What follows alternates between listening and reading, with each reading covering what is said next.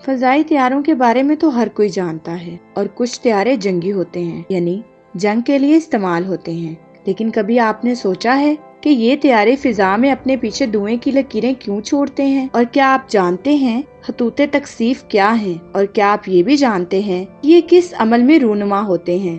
تو آئیے اپنے موضوع کی طرف بڑھتے ہوئے ان سب حقائق پر روشنی ڈالتے ہیں۔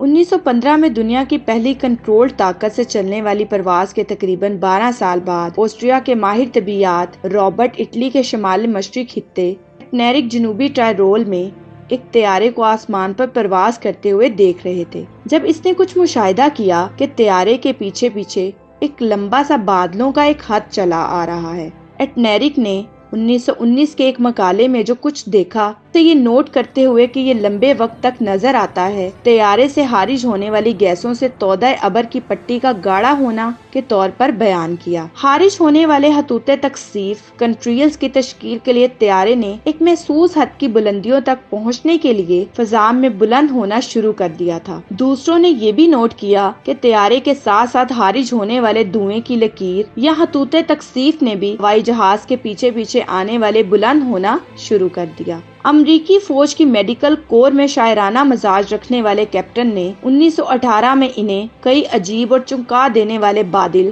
لمبے خوبصورت سفید رنگ کے ریبن کے طور پر بیان کیا۔ انہوں نے مزید کہا کہ اس سے پہلے میں نے کبھی بھی ہوائی جہاز کو آسمان کے نیلے پردے پر سفید رنگ میں لکھتے ہوئے نہیں دیکھا تھا۔ جیسے جیسے ہوا بازی کی نئی نئی صنعت بہتر ہونا شروع ہوئی اور ہمارے پر پروازوں کی تعداد میں بے انتہا اضافہ ہونا شروع ہو گیا، فضا میں طیاروں کے دھوؤں سے خارج ہونے والے خطوط تکثیف کی تعداد میں بھی بہت زیادہ اضافہ ہونے لگا، جو تیزی سے عام نظر آنے لگے۔ ان کی چشم کشا موجودگی نے بہت سے لوگوں کی توجہ اپنی جانب مبذول کرائی ہے، اور پھر ان کی وجہ سے کیمٹریلز کیمیائی مواد کے دھوؤں پر مشتمل سازشی نظریات پر یقین کرنے میں حیرت انگیز طور پر عام لوگوں کا رجحان بڑھا۔ تاہم یہ دراصل ان کا آب و ہوا کا اثر ہے جس کے بارے میں سائنسدان فکر مند ہیں۔ تو یہ خطوط تکثیف اصل میں ہیں کیا، اور کیا ہمیں ان پر زیادہ توجہ دینی چاہیے؟ جرمن ایروسپیس سینٹر DLR میں ماحولیاتی طبیعیات کے پروفیسر الفریڈ شومن کا کہنا ہے کہ 20ویں صدی کے اوائل میں ابتدائی مشاہدات کے بعد طیارے کے پیچھے چلنے والے ان بادلوں کی اصل وجہ کئی دہائیوں تک بحث کا موضوع بنی رہی۔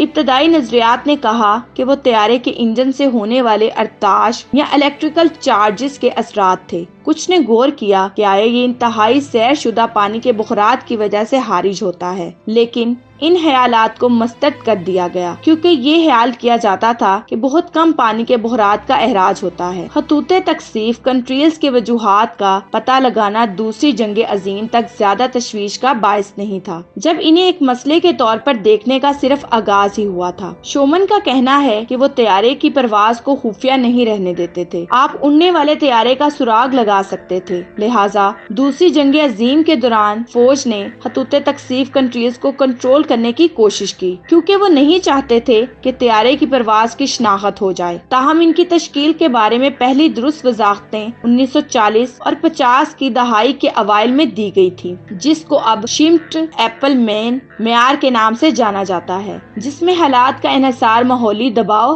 ہوا میں نمی اور طیارے سے جاری ہونے والے پانی اور گرمی کے تناسب پر ہوتا ہے۔ مختصر طور پر کنڈنسیشن ٹریلز کا سکڑاؤ طیارے کے خارج ہونے والے دھوئیں کے نتیجے میں بننے والی لکیر کے سائز کے معین ذرات کے بادل ہیں۔ وہ 100 میٹر سے لے کر کئی کلومیٹر لمبے بھی ہو سکتے ہیں۔ ان کے بننے کے لیے 3 چیزوں کی ضرورت ہوتی ہے: آبی بخارات، ٹھنڈی ہوا اور وہ ذرات جن پر پانی کے بخارات گاڑھے ہو سکتے ہیں۔ پانی کی بخارات طیاروں کے ذریعے پیدا ہوتے ہیں کیونکہ اس کے ایندھن میں موجود ہائیڈروجن ہوا میں آکسیجن کے ساتھ رد عمل ظاہر کرتی ہے۔ سرد حالات میں عام طور پر -40°C سے نیچے یا کنڈینس ہو سکتا ہے، جو کہ عام طور پر طیارے کے انجنوں سے خارج ہونے والے کاربن کے ذرات سے لے کر آبی بخارات کے بادلوں تک، جو پھر جم کر برف کے ذرات بن جاتے ہیں۔ شومن کا کہنا ہے کہ یہ عمل بڑے پیمانے پر سرد موسم سرما کے دن جمی ہوئی سانس سے مشابہت رکھتا ہے۔ تمام ہوائی جہاز خطوط تکثیف کنٹریلز خارج نہیں کرتے ہیں، یہ تقریباً 18% پروازوں میں ہوتے ہیں۔ پانی کے جمنے کے لیے ہوا کا کافی ٹھنڈا ہونا ضروری ہے۔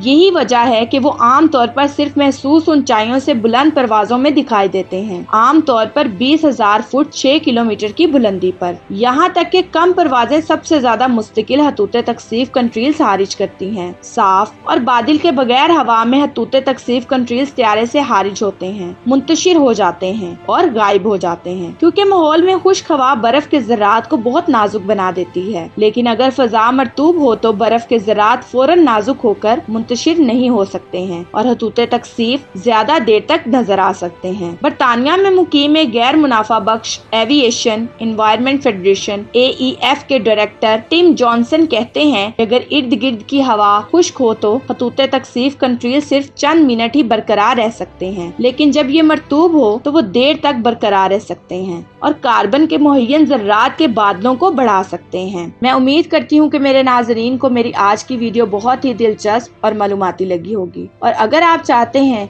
कि हम ऐसे ही आपके साथ अहम मौजू शेयर करते रहें तो हमारे चैनल को लाइक, शेयर और सब्सक्राइब करना मत भूलें, और इसका सेकंड पार्ट जो है वो इसकी सेकंड वीडियो में जरूर देखें। अब मुझे इजाजत दीजिए। शुक्रिया। अल्लाह हाफिज।